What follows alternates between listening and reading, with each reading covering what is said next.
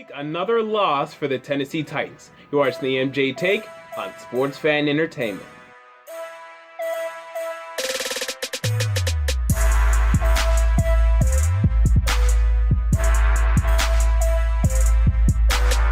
Hello and welcome to the MJ Take on Sports Fan Entertainment. Tennessee Titans lose to the Houston Texans 27-20.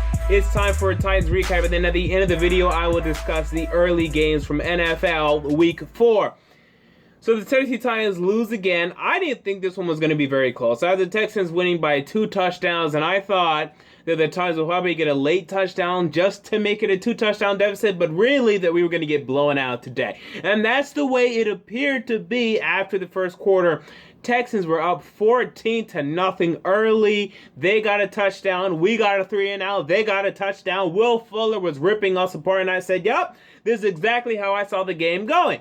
But then after that, you saw the Titans actually do something they haven't done this year, and that is score points. They actually scored points, went down the field, got some points, stayed in the game, came back, and ended up being competitive in this football game.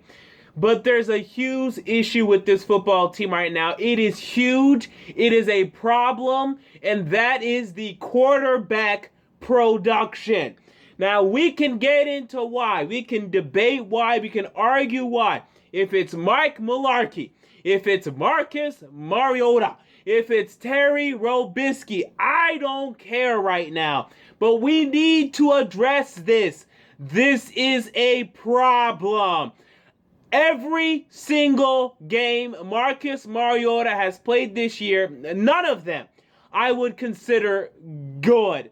The one against the Lions, I would say maybe pretty good. On a 1 to 10 scale, maybe a 7 at most. But that's not good enough. We need 8s. We need 9s. We need the occasional 9.5 out of 10 quarterback performance from Marcus Mariota.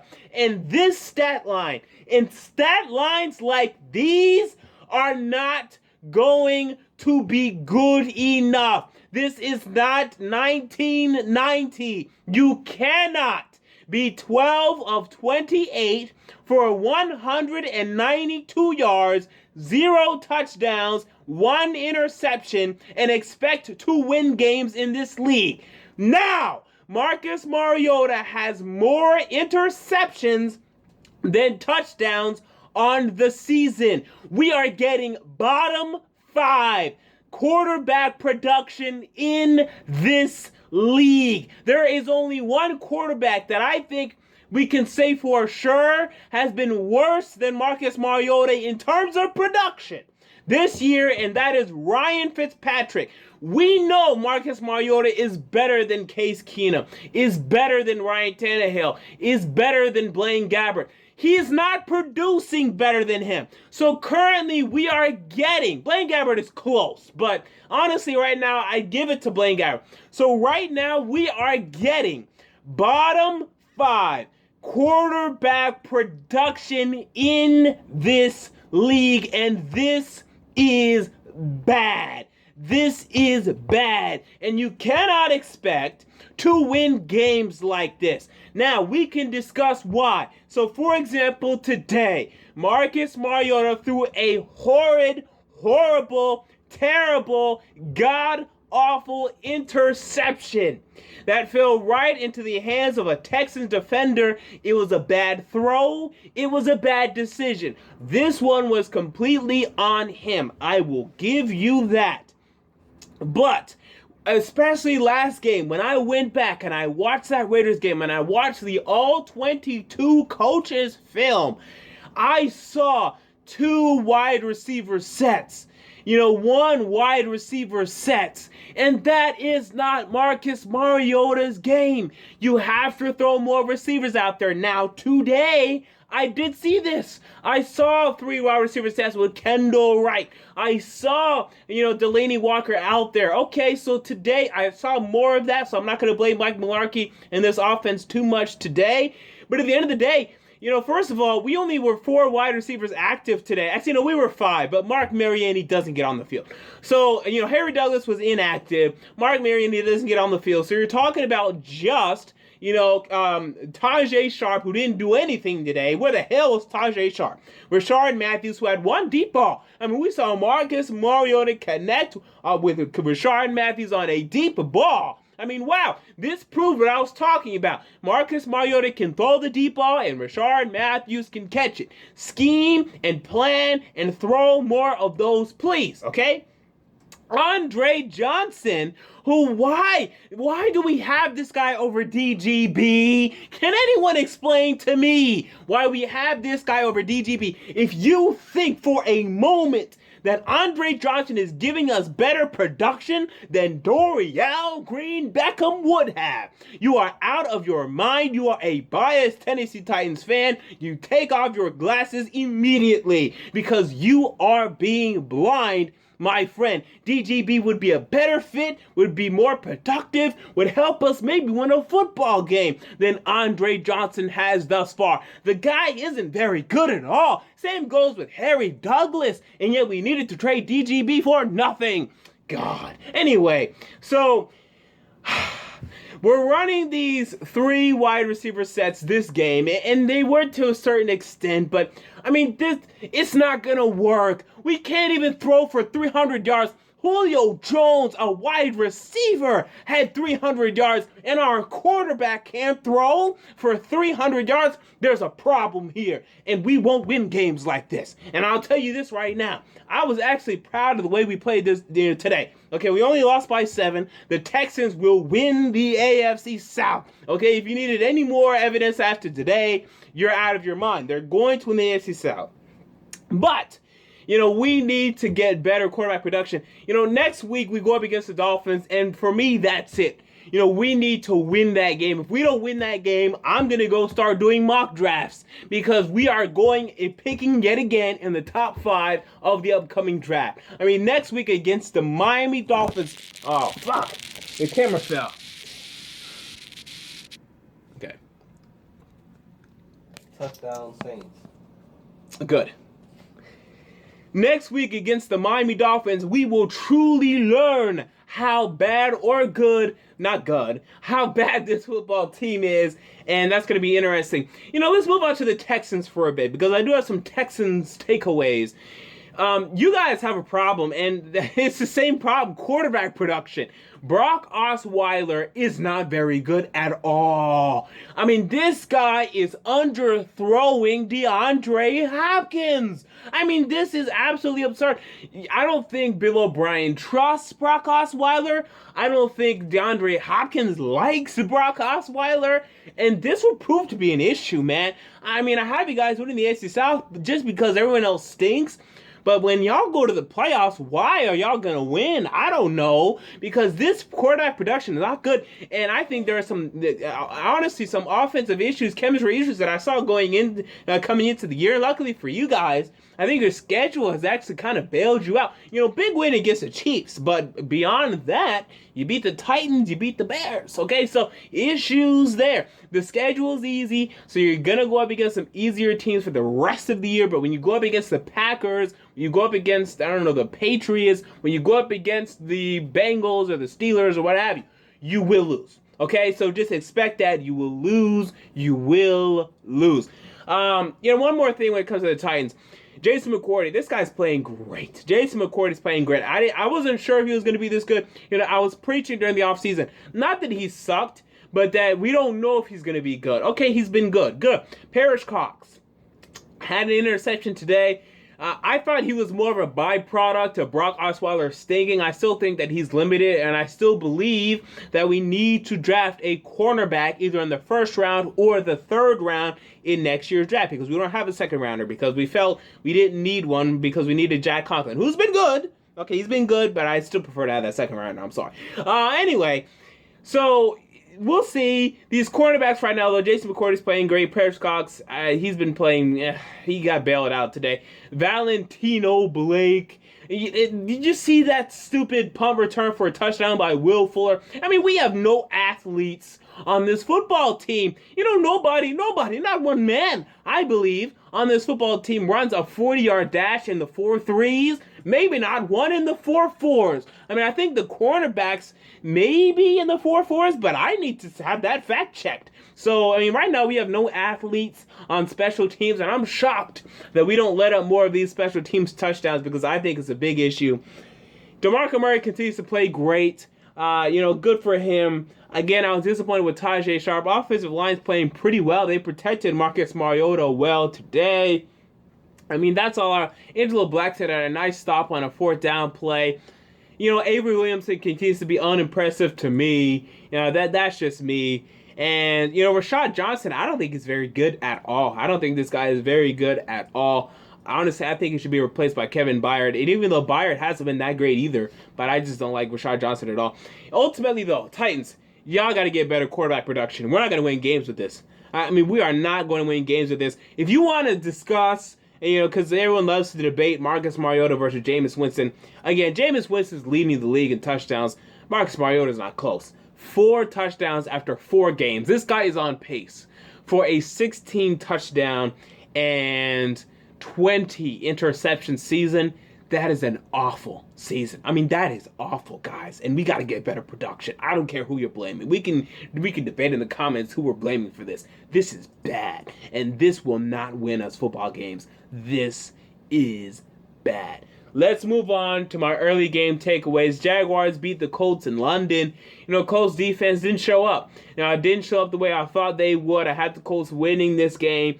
I'm not too upset about it. I think the Jaguars, they needed to win. They got to win. Jaguars still have issues, though, to me. I don't think they're going to be very good this season, but at least they're not god-awful, but they're still pretty bad. So it's a good win for the Jaguars. Colts, next week, guys, go up against the Bears. You guys host the Bears. I understand the Bears won this week, but I think that's just more of a divisional matchup. They played hard for a divisional foe. I think you guys will win next week against the Bears. But playoffs, I'm doubting it now. We move on. Buffalo Bills shut out the New England Patriots 16-0. Bills have saved their season after going 0-2, losing to the Ravens, losing to who they lose week 2 to? I can't remember. Losing to the Jets. These are not playoff teams. At least I don't think so. I know the Ravens are 3-1. I don't care. You guys beat 2 teams that will be in the playoffs, the Cardinals and the Patriots. We'll see about the Cardinals, but definitely the Patriots.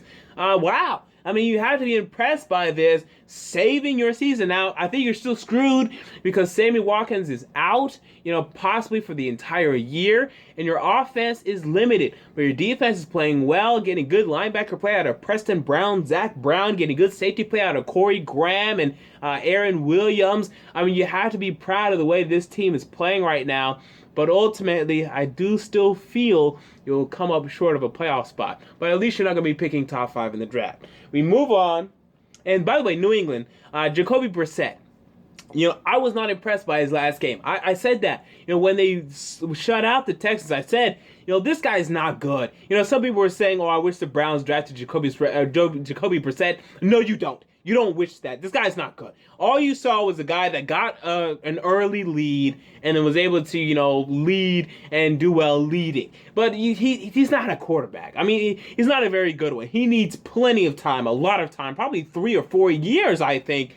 He's not very good at all. And you saw that today. The guy is limited, okay? He's just limited right now. So Patriots lose 3-1. Tom Brady is coming back next week at Cleveland.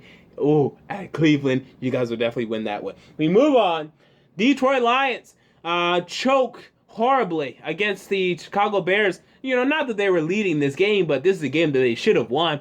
Lions continue to underachieve. I think this proves that they will not be competing for the playoffs this year. I understand it's early. I don't care. They continue to underwhelm. They continue to play down to talent. This is a game that you need to win. Week 2 against the Titans. This is a game you need to win, and you don't show up sad. I mean, this is real sad right here. You guys real close to being 0-4 when you think about it because you had to have a miraculous drive against the Colts to win week 1. Lost 3 straight. Lions just aren't very good. As it comes to the Bears, congratulations. You guys won a football game, and I would love to believe that the Bears could still go 8-8 because I had them going 8-8, and people are killing me for that, okay? But I'm not buying it, I've seen bad teams over the past couple years, okay? I've been a damn Titans fan. The Titans, in their horrible years, they can win games, but they're still not good. That's what I'm believing here. I don't think you guys are very good, but you won a game. Good for you. Hopefully you guys can get some people healthy. And will Brian Hoyer continue to start? I don't know. I still prefer Jay Cutler. I know people hate Jay Cutler. People are killing Jay Cutler. I still think that he's better than Brian Hoyer, but we'll see as the week progresses. We move on to the Cleveland Browns. Losing to the Washington Redskins. The Browns were competitive for a bit, but then the Redskins pulled away. Browns continue to be competitive. Even if they go 0-16, they should retain Hugh Jackson because I think he's getting a lot out of this football team. I think if you have any other coach, you're going to get blown out every game. You're being competitive. Good. Okay, I think Hugh Jackson is doing a great job. And hey, week 6, you guys go to Tennessee, face the Tennessee Titans. You guys might win that game. I mean, honestly, you guys might win that game. So just stand strong. Take the L's. Next week against the Patriots, take that L. But I think there may be some wins coming. By some, I mean like 2. But just look out for those. We move on to the Seattle Seahawks at the New York Jets. I had the Jets upsetting here, but it's becoming evident. It's becoming clear. Ryan Fitzpatrick is not good. He has regressed. And if it was due to the contract disputes or whatever, I don't care. He's not good. And the Seahawks, they're 3-1. You remember all these idiots that were saying after week 2, what's wrong with the Seahawks? Nothing's wrong with the Seahawks. Can y'all shut up? They're still good. In fact, they look like they're going to win the NFC West. I mean, we'll see. Them and the Cardinals are going to go back and forth. But they're definitely going to make the playoffs. And we'll see what happens from there. We move on to the Carolina Panthers getting, honestly, humiliated by the Atlanta Falcons. I know they only lost by 15, but this is a humiliation to me. The Panthers were expected to win this game, and they weren't even close. The Panthers have huge issues. Why this team ever let go of Josh Norman is unbeknownst to me, unbeknownst to anybody out there in the world. They are missing him sorely. I mean, Julio Jones will still get some nice yards on Josh Norman. He ain't getting 300 yards on Josh Norman. Huge mistake. I mean, this is a huge blunder. And the Falcons, y'all, they're legit. I mean, their offense is good. Their offensive line is playing well. Julio Jones is great. And they look good right now. But as we've seen with the Falcons in the past, they started 5-0 last year, and they can dwindle late. So you just keep an eye on this Falcons team, but don't buy in entirely quite yet. Is that every game? Yes. No, it's not. We have one more. Oakland Raiders who defeat the Baltimore Ravens. Good. I needed this upset pick. I got this upset pick. Raiders, huge win on the road in Baltimore. Even though I'm not buying Baltimore and I'm still not after this game. You guys are competitive. Okay, I will give you that. You continue to compete, continue to play well. It's not like you guys are getting blown out or anything like that. You're 3-1. Okay, and then this is the one. It's by 1 point. So I'm impressed, but I'm still not buying it. I don't know why. I'm not buying this Ravens team quite yet. We'll see what happens as the schedule goes on, as the weeks go on, as the weeks progress, and we go into the future. Raiders, huge win. Hope that the Broncos can lose soon. Hope that the Chiefs lose tonight. This AFC West battle will get very, very interesting as the weeks progress. Michael Crabtree with another huge day.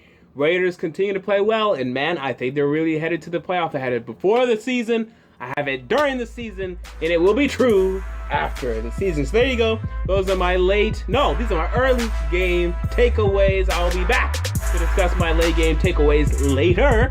And if you enjoyed the video, make sure to like, and most importantly, to subscribe. Over your guys' thoughts on the early games, comment down below. I want to know. And until next time, this has been the MJ Take on Sports Fan Entertainment, and I'm out. Peace.